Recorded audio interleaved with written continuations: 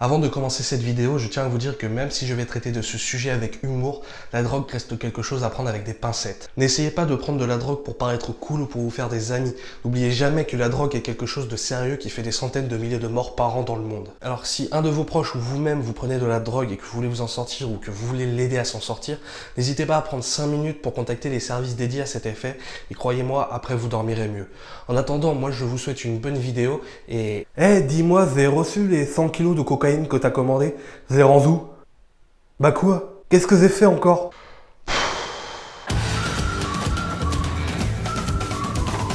Hey! Est-ce que vous vous êtes déjà demandé ce qu'était la drogue? Et je dirais même mieux, est-ce que vous vous êtes déjà demandé quelle était la drogue préférée de votre voisin ou de votre voisine? Non? Bon bah on va y remédier de suite avec un petit top 3. Allez, c'est parti! La cocaïne arrive troisième de ce top. En parlant de cocaïne, tu m'as toujours pas dit où je devais ranger les 100 kilos. J'en sais rien, moi, t'as qu'à te la mettre au fin fond du c***. Moi, je veux bien, mais je crois que ça va me faire mal. Bon. La cocaïne arrive troisième de ce top avec 1,5 million d'expérimentateurs, dont 400 000 qui l'utilisent au moins une fois par an, 200 à 250 000 qui l'utilisent régulièrement, et entre 60 et 50 000 qui l'utilisent quotidiennement. Oh, c'est énorme! T'as même pas idée. En comparaison, l'héroïne est consommée à titre d'expérience par 500 000 personnes. 70 à 80% des expérimentateurs n'en reprendront jamais. 10 à 20% en reprendront juste pour le fun. Et 5 à 10% en reprendront quotidiennement. Et pour les consommations régulières, j'ai pas réussi à la trouver, donc faudra faire avec ça. Ok. Je vous parle de chiffres, de pourcentage de drogue, d'héroïne, de cocaïne. Mais connaissez-vous vraiment la cocaïne ?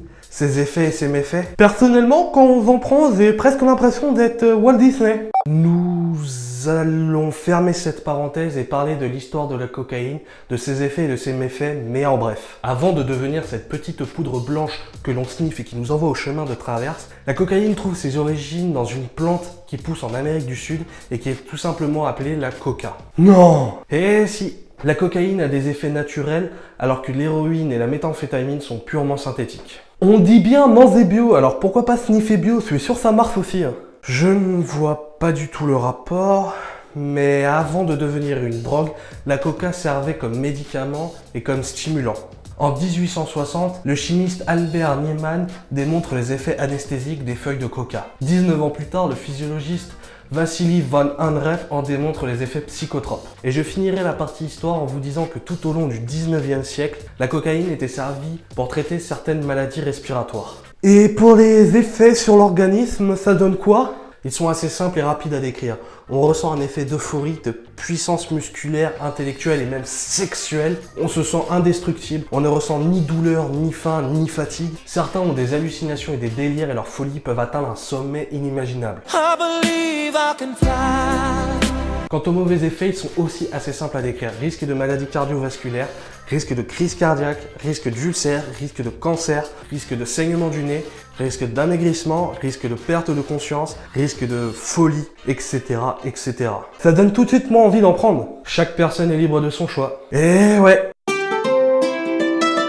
En deuxième position, nous retrouvons le cannabis. Avec 13,4 millions d'expérimentateurs, 3,8 millions de personnes en prennent au moins une fois dans l'année, 1,2 million de personnes en font usage quotidiennement et 550 000 personnes en font un usage quotidien. On est loin de l'héroïne et de la cocaïne là. Et t'as pas tout vu. Le cannabis puise ses origines en Asie, et plus exactement en Asie centrale et en Asie du Sud. Selon la majorité des scientifiques, le chanvre cultivé était la seule espèce que l'on trouvait de base et qui a été divisée en plusieurs sous-espèces que je ne citerai pas. Ah, c'est relou putain. Enfin, pas dans cette vidéo. Yeah, là je te reconnais. Avant de servir de psychotrope, le chanvre servait à fabriquer des paniers, des vêtements, des isolants, des ceintures, des chaussures et de la bonne bière aussi. C'est vrai. Avec l'arrivée des sous-espèces, il fut utilisé comme psychotrope grâce au tétradrohydro. Bref, grâce au THC. Il est aussi utilisé dans le domaine médical pour soigner certaines personnes atteintes de cancer, de dépression, de maladies oculaires, de maladies curables ou incurables. Quant aux effets, je vais vous arrêter tout de suite. Quand on prend du cannabis, on n'est pas du tout en mode surexcitation comme dans les films. On est juste...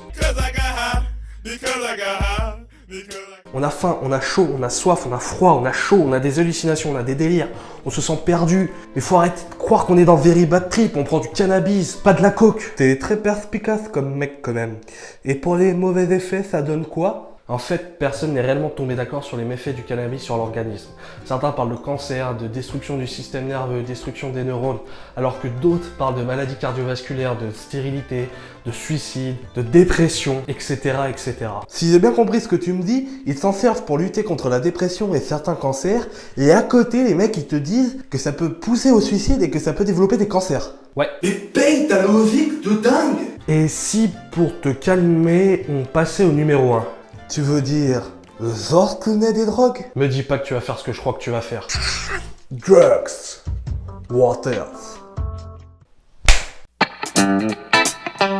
Nous sommes plus de 66 millions de Français et 35,5 millions d'entre eux expérimentent les multiples personnalités du tabac. Quant au chiffre, 15,8 millions fument une petite garo de temps en temps pour le fun et 13,4 millions en fument quotidiennement et régulièrement. Comment la moitié de la population française arrive dans ton classement? C'est complètement insensé avec les enfants. Pour tout te dire, on estime la première cigarette à l'âge de 11 ans et chez certains jeunes plus tôt. La vente de tabac, elle est pas interdite aux moins de 18 ans? Si, mais c'est comme les sites porno. D'accord, j'ai compris la comparaison. Le tabac vient de la fleur de tabac qui puise ses origines en Amérique centrale. En 1492, Christophe Colomb constate que les Indiens utilisent le tabac comme médicament. Mais il faut attendre le milieu du XVIe siècle pour voir son exportation et sa cultivation arriver en France grâce à André Tevet. Puis, fin du XVIIe siècle, Colbert fait établir un privilège de fabrication et de vente avant de voir pousser des manufactures de tabac à Morlaix, Dieppe et Paris. Pour les effets et les méfaits sur l'organisme, tout le monde les connaît, mais tu veux faire un petit rappel? C'est vrai que tout le monde les connaît, ils sont quasiment les mêmes que les autres drogues, c'est-à-dire déstressants, anxiolytiques, coupe-faim, antidépresseurs, risque de maladie cardiovasculaire, risque de cancer, risque d'ulcère, etc., etc. Donc, aucune drogue n'est bonne à prendre. Savais-tu que les drogues comme la cocaïne et l'héroïne ne faisaient que 200 à 300 morts par an et que le cannabis n'en faisait quasiment pas? Non, je savais pas, mais c'est triste de voir des gens foutre en l'air leur vie en prenant des drogues. Il ferait mieux de fumer une cigarette. C'est amusant que tu en arrives là, parce que le tabac fait le même nombre de morts, sauf que lui, c'est par jour. Ce qui fait à peu près 74 000 morts par an. La vache! Et ouais mon pote, ce qui fait le plus de victimes est légal dans notre pays et légal dans quasiment tous les pays du monde. Je floute le paquet de cigarettes pour éviter d'avoir des problèmes de droit et pour ne pas que vous sachiez que ce sont des Gauloises. Mais c'est pas logique ton truc là! De quoi? Que la cigarette soit légale alors qu'elle fait plus de victimes que les accidents de la route et les drogues réunies. Attends, je ne dis pas que le cannabis n'est pas néfaste pour la santé, je dis juste qu'il cause moins de morts et de maladies que la cigarette. Si on suit ta logique, la cigarette, enfin tout du moins le tabac, serait l'arme la plus dangereuse du monde. C'est pour ça qu'en 2015, si tu veux tuer quelqu'un sans te faire choper et rester swag, il suffit juste de lui proposer une cigarette.